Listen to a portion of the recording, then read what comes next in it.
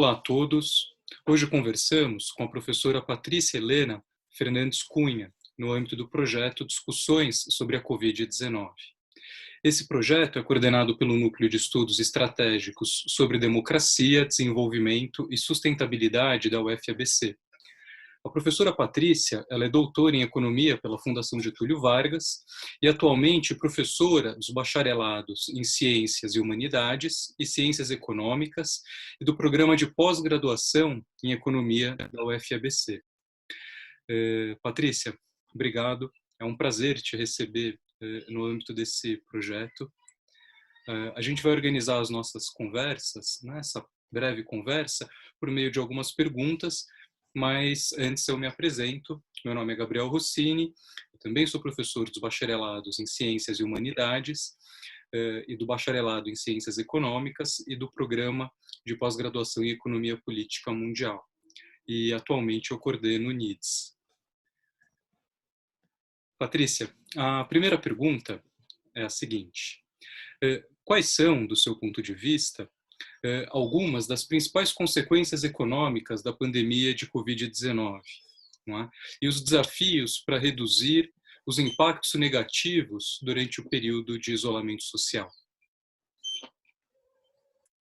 Boa tarde, muito obrigada, Gabriel. Agradeço o convite do NIDS, do Núcleo de Estudos Estratégicos em Democracia, Desenvolvimento e Sustentabilidade da UFPC. Agradeço em particular ao Gabriel Rossini pelo convite.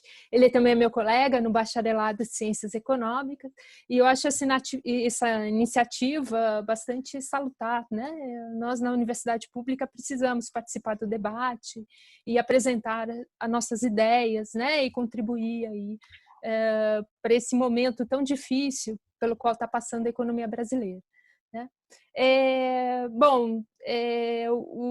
A OMC, né, a Organização Mundial da Saúde decretou o estado de pandemia mundial do Covid-19 em 11 de março. E nós estamos conversando hoje já em meados de junho, né? Já faz 3 meses que a primeira morte no Brasil ocorreu pela Covid-19, né? E o que a gente aprendeu, né, dessa pandemia é que a melhor política pública para lidar com ela, dado que nós não temos nem vacina, nem nenhum remédio, né, para tratá-la adequadamente, é o isolamento social, né? Qual que é a questão que traz o isolamento social? Isolamento social significa que as pessoas não podem ir trabalhar, as crianças precisam ficar em casa, não vão para a escola, os empresários, as empresas, o comércio vai ficar fechado. Então, a crise sanitária se transforma numa crise econômica, né, bastante séria, né? Nós dizemos aí um choque de oferta e um choque de demanda, dada essa dificuldade de produzir e se consumir bens e serviços. No caso brasileiro, ainda, no meio desse turbilhão que é a crise pandêmica, os casos estão crescendo ainda, apesar das medidas de isolamento terem sido relaxadas, mas no estado de São Paulo hoje batemos um novo recorde de mortes, tal. Isso é bastante assustador. Mas além disso, a gente tem uma crise política também, dado que o atual presidente da República é contrário às medidas de isolamento. Então isso dificulta que você tenha uma coordenação pela falta de liderança para tomar as decisões que são necessárias, né? As decisões serem mais rápidas e chegarem nas pessoas que precisam. Porque qual que é o problema? A crise sanitária, ela atinge as pessoas de forma diferente, né? Os mais vulneráveis, os informais, os pequenos, os microempresários, né? São mais prontamente afetados, que têm menos condições de se protegerem no momento onde há uma paralisia, né? Em economia, né, a gente fala, o que acontece? Você para os fluxos monetários, né? Os empresários estão com as suas empresas fechadas, o comércio fechado ou parcialmente fechado, os trabalhadores não vão trabalhar. Então, né, os empresários não vendem, não querem pagar salário, têm dificuldade de pagar a conta de luz, pagar os impostos. Então, é como se o fluxo de renda que você gera na economia fosse paralisado, né? Então, isso significa que uma das poucas certezas que nós temos hoje é que o mundo todo vai passar por uma recessão, né? Uma queda do produto muito abrupto. No caso brasileiro, o PIB no primeiro trimestre caiu 1,5% em relação ao último trimestre de 2019. A produção industrial caiu 18% em abril, o setor de serviços 12%, o setor de comércio caiu 16%. Então, são números, né, bastante assustadores. O IBGE divulgou 17 milhões de pessoas não conseguiram nem sair para procurar emprego nesse período, né, da pandemia. Então, quer dizer, a gente tem um desemprego que não está as pessoas nem aparecem nas estatísticas, né? Um número muito, muito elevado de pessoas, né? Então, essa paralisia do setor, quem para, né? Quem para é o setor privado. Essa crise, ela gera muita, muita incerteza. A gente não sabe quando ela vai acabar. A gente não sabe se vamos ter outras ondas de contágio. A China está com problema de novo contágio em Pequim. Nova Zelândia apareceram novos contágios, né? Depois de 25 dias sem nenhum caso. Então, pode ser que a gente tenha que abrir, fechar. Então, essa incerteza faz com que todo mundo fique paralisado, né? Daí é fundamental o papel do Estado, né? O Estado, principalmente na figura do governo federal, que é o ente que tem capacidade de organizar, de promover, através de política fiscal e monetária, formas de tentar reduzir, né, essa paralisia na economia, né, e mitigar aí essa paralisia que tá acontecendo, né? Então, a atuação do Estado é fundamental. E a gente sabe disso olhando a experiência internacional, né? Porque todos os países do mundo, né, os países desenvolvidos, os demais países também, o próprio FMI recomenda, etc., né? Os governos precisam aumentar seus gastos e socorrer, a maior dificuldade é fazer o dinheiro chegar na ponta, né? Chegar nas pessoas que estão necessitadas num breve período de tempo que é necessário. Além de olhar a experiência, o que os outros países estão fazendo, a gente tem que olhar a literatura, né? O que a literatura econômica nos conta, né? Daí eu acho que talvez o melhor autor seja o Keynes, resgatar o Keynes, né? Porque ele vai contar para a gente, olha, né? Ele vai escrever a sua principal obra, né, como fruto da reflexão do que foi a Grande Depressão, e essa, com certeza, a crise que nós estamos vivendo hoje, da pandemia do coronavírus, da Covid-19, é a maior crise depois da Grande Depressão, né? A maior crise em mais de 100 anos. Patrícia, você já apareceu na sua fala em diferentes momentos, e uma pergunta que, num primeiro momento, ela até pode parecer um pouco trivial, mas, dado o nosso contexto, ela não é nada trivial, não é? E a pergunta seria a seguinte, bom, mas como então? Ou por que a atuação do governo é fundamental, não é? Para nos ajudar a sair desse grande imbróglio que a gente está vivendo, dessas crises econômicas e sanitárias.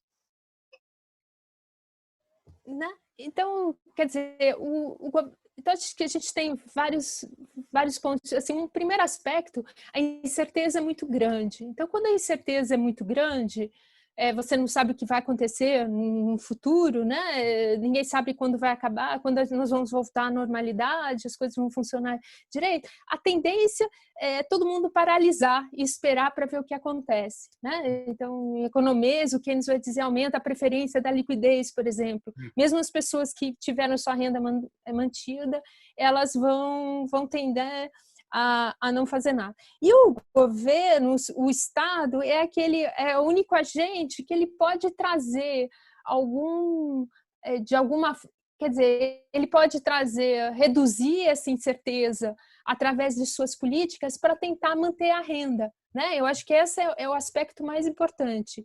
Fazer de uma forma que a renda chegue nas pessoas né, que não estão conseguindo trabalhar, nos empresários que precisam de crédito para não fechar suas empresas, etc. E ele é o único ente que tem essa capacidade através da política fiscal e da política monetária, né? Então, a gente pensa assim, bom, mas vai aumentar o déficit público? Vai aumentar a dívida pública? Vai. Todos os países estão aumentando o déficit e a dívida pública. Isso é um problema? Não, isso não é um problema, né? Se todo mundo está fazendo, porque frente a essa emergência é o único remédio, né? Porque não fazer nada, né, também vai levar à crise, vai gerar, né, mais mortes e mais queda no PIB, mais crise econômica, eventualmente uma depressão.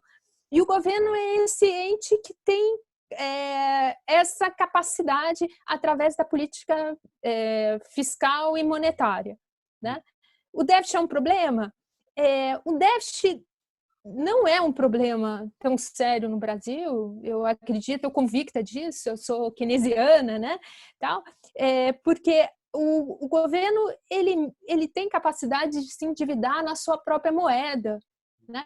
Então, os países que não têm capacidade de se endividar na sua própria moeda, a gente sabe da Argentina, por exemplo, que tem uma dívida externa grande, estava em negociação com o FMI e que não tem capacidade de emitir títulos públicos, tem muito mais dificuldade de fazer política fiscal e política monetária.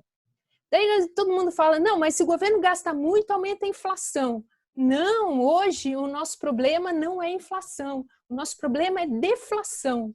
Há 2 meses seguidos que o principal índice de inflação, o que rege o regime de meta de inflação, que é o IPCA, Índice de Preço ao Consumidor Amplo, ele apresenta deflação. Então, se essa tendência se concretizar, nós corremos o risco de não só viver uma recessão, mas viver uma depressão econômica. Quer dizer, uma recessão muito, muito mais séria, com consequências e dificuldade de retomar a atividade econômica muito mais séria do que imaginado inicialmente, né? Então, aumentar gasto, ele só é inflacionário, né? Aumentar déficit público, dívida pública, só pode ser inflacionário se a economia tivesse funcionando a plena capacidade, né? E o que a gente sabe, uma coisa importante com relação à economia brasileira, nós desde a recessão de 2015 e 2016, o nosso crescimento tem sido medíocre. O ano passado nós crescemos 1,1%. É muito pouco. O PIB brasileiro, o PIB per capita, ainda não recuperou o mesmo patamar de 2014. A previsão no começo do ano é que a gente ia crescer 2%, quer dizer, era muito pouco ainda. Por quê? Porque esse governo, que infelizmente não acredita na gravidade da pandemia, não acredita no distanciamento social, também tem uma equipe econômica que está muito mais preocupada em fazer um ajuste fiscal e liberar a economia e tem muita dificuldade de fazer as políticas que são necessárias, né? De garantir que as pessoas, né, as pessoas que perderam o emprego, as pessoas vulneráveis, o pessoal os informais recebam renda e os microempresários. Você ter uma ideia, tem um programa que era um programa PESE, que era um programa que foi criado em 27 de março, lá, né, no primeiro mês da pandemia, né, quando estávamos começando, aprendendo. E que era um programa de crédito operacionalizado pelo BNDES e tal, e que você por 2 meses o governo garantiu o salário, parte do salário dos trabalhadores, tal, que tomassem crédito, o dinheiro ia direto na conta do trabalhador, etc. O montante que foi destinado para para esse crédito, só 10% foi utilizado. Um outro programa para microempresário, capital de giro de microempresário, né? Então, os microempresários são os grandes empregadores na economia. Então, esse programa se chama Pronapem, também operacionado pelo BNDES. Ele foi aprovado 7 de abril. Ontem, a Caixa começou a fazer essas primeiras operações. Né? Então, quer dizer, a gente tem muita dificuldade, e esse governo em particular, dado que ele não aceita o distanciamento, né, como política pública. Então, até do ponto de vista econômico, as medidas elas estão com muita dificuldade. Então, 3 meses da primeira morte, né, que parte da população conseguiu ficar em isolamento, parte não conseguiu, etc. E os programas, eles não conseguem. O Instituto Fiscal Independente publicou essa semana só 1/3 do orçamento que foi aprovado para a pandemia foi executado. Né? Então, quer dizer, 2/3 do orçamento que foi, né? Você aprovou o estado de calamidade, isso permitiu que não respeitasse as regras fiscais, que você pudesse rapidamente destinar recursos para a saúde e para as áreas adjacentes, né? Que precisavam de recursos também para dar conta desse problema da pandemia. 1/3 só foi executado em 3 meses, sendo que a pandemia ela é muito rápida, né? Os problemas são de hoje. É lógico que a gente tem que olhar mais para frente, mas é impressionante, é assustador assim. O que causa impressão também é que, além da gente ter um Ministério da Economia com essas características, temos um Ministério da Saúde pilotado por um conjunto de generais que talvez entendam de logística, mas não de saúde. Não é? E aí, no bojo, não é, dessa discussão, surge uma outra pergunta que ganha muito significado no Brasil. Não é? E a pergunta seria a seguinte: bom, por que é importante, portanto, né, dado esses diferentes aspectos que já apareceram na nossa conversa, superar esse dogmatismo arcaico, não é, presente principalmente na esfera federal de governo? Então, a gente tem uma crise inédita, né? Ela é inédita, não tem nada comparável. A gente fica pensando na crise, né, na gripe espanhola de 1918, na Grande Depressão, para procurar algum apoio para pensar, mas ela é inédita, ela atingiu o mundo todo e etc. Então, a gente precisa de pragmatismo, de medidas criativas, com transparência e responsabilidade para tomar as decisões, né? Olhar o que o mundo está fazendo, né? Então, infelizmente, esse governo ele tem um fiscalismo dogmático, né? Ele faz uma analogia que eu acho horrorosa. Ele diz que o governo federal é que não a família, né? Tem restrição orçamentária. Isso não existe, né? Não é. O governo não é uma família. Né? O governo tem capacidade de fazer ações coletivas, ele tem a capacidade de pensar no todo, de agir. O governo tem capacidade de se endividar em moeda, de emitir moeda, né? A gente pode, né? O caso brasileiro, a gente se endivida em moeda nacional, então a gente tem espaço para fazer coisas. E esse governo fica preso, ele quer as reformas, ele quer austeridade fiscal, ele quer acabar o déficit público, né? Sendo que isso não é o mais relevante. O mais relevante hoje é preservar vidas, né? Preservando vidas, preservar os empregos e a atividade econômica, que os estabelecimentos, os empreendimentos, as empresas continuem abertas, para quando se voltar mais à normalidade, a economia possa mais rapidamente voltar. Né? Se a gente pensa nesse... Né? Você pega economistas, né, de várias linhas teóricas, a maior parte deles estão defendendo, não, esse momento não tem o que fazer, é aumentar o gasto público. Né? Mas todo mundo está fazendo, não é uma coisa. E não há perigo de pressões inflacionárias. Né? é uma oportunidade que a gente tem hoje. O Copom, que é o comitê que discute a política monetária, está reunido. Ele deve abaixar de novo a taxa de juros básica na economia. Isso é importante. Talvez a gente possa abaixar mais ainda, aprimorar mais ainda a forma de fazer política monetária para ajudar a política fiscal, porque essas duas áreas estão intimamente relacionadas. É importante a gente olhar como os outros países estão fazendo, como os outros países enfrentaram outras crises, que arranjos foram construídos, que significaram aprimoramentos na condução da política. A gente não pode ficar presa a velhos dogmatismos, não, tem que... Né, tem que... O problema é que esse governo ele é contra o Estado, né? É uma coisa... Né? Então é muito difícil. Né?